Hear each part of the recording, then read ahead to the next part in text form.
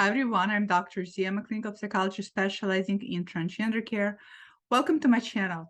Today I would like to talk to you about resistance. I did a video last week, I believe, about 3 most common phases of denial a lot of you go through.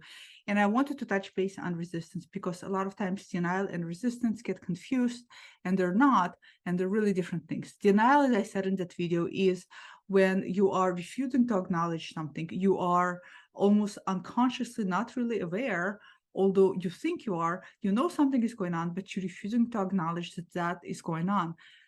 Resistance is different. Resistance is now when you know something is going on, you know you're experiencing gender dysphoria, you know that you're either transgender or non-binary, but now you actively know and you actively resist to do anything about it. And remember, doing anything about it can range from just even accepting things to yourself to all the way going through gender transition if that is your goal. So resistance is now an active method of resisting to do anything about it. It's almost, think about being stubborn, think about being standing very strongly still, think about kitchen is dirty and you got to clean it, but you're resisting to clean it and you're being stubborn and you're saying, I ain't going to do it. And you're just not doing it and you're not doing it. You're not in denial because you know that it's there. You can see it and you know that it's dirty, but you're refusing to do it. So resistance is that form of refusal to do anything, to take action, to act. And resistance is very important when it comes to gender transition, when it comes to stepping into your path of acknowledging who you are, living authentically, because resistance can have a very powerful hold on you. Remember, this is very classic, but it is so true. That which you resist persists. Let me repeat again. That which you resist persists. Now, I know it sounds very dark.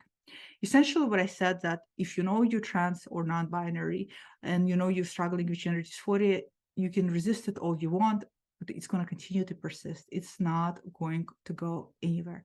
The reason why that which you resist persists is because it is in the sphere of your acknowledgement. It is in the sphere of your reality. You can't just now deny it. You can now stuff it away. You can't repress it. You can't regress it. You can't just pretend it's not happening. It is happening. And because it's now in a sphere of your conscious mind also understands that there's something that needs to be done about it. So your conscious mind is constantly going to bring it up to the forefront of your headspace as if it's a problem that needs to be solved. And you're going to continue to try to resist it by saying, I don't want to deal with it. I'm not dealing with it. I refuse to do anything about it. And the more you do that, the harder it actually gets for you. Resistance is very painful without even realizing of so much pain you engage in, because again, it has a grip on you and you're really prolonging the pain. It's not until you let go of all of that control to control the reality that you find yourself in, and you allow yourself to just even accept it, as simple as that, are you able to have a sense of relief. There's a sense of relief and liberation and freedom even that comes with accepting who you are, who we are. And the reason why is because at least now it's like you can breathe, you can stop fighting it, you can stop pushing against it. It takes so much energy to fight and to push back against this war. It takes so much energy to fight and push against the reality that you're acknowledging to yourself, that you're refusing to do anything about.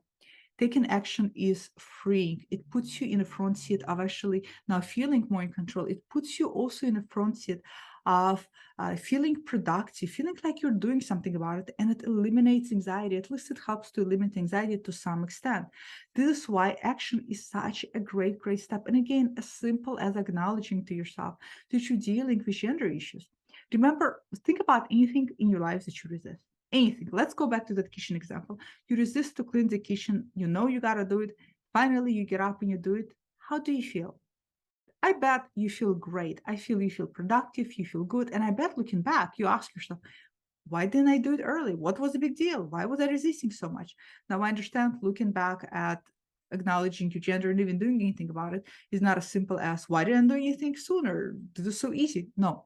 But I think there's also an element of similarity in a sense of acknowledging that I'm so much happier. I'm so much more attuned with myself. I'm so much more able to now live and enjoy my life why didn't I just confront it sooner? Why didn't I liberate myself sooner?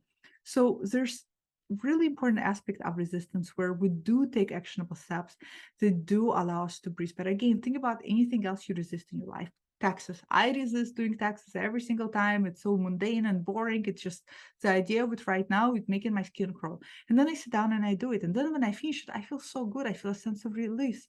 I feel less anxiety. I feel so happy that I finished it. It's the same type of things that applies here. So keep in mind, wherever you find yourself in right now, if you are in a position where you are transgender or non-binary, and you know that you have gender dysphoria, and you actively know you're resisting, and resistance is, by the way, is something that we tend to feel. We know when we're actively resisting. We know because it's almost like I said, the stubborn visceral reaction of no, it's like almost a tantrum. No, I'm not going to do it. No, I'm not going to deal with it. And you know these feelings within you. Try to break through that. Try to not hold on to so much resistance, because again, that which you resist persists.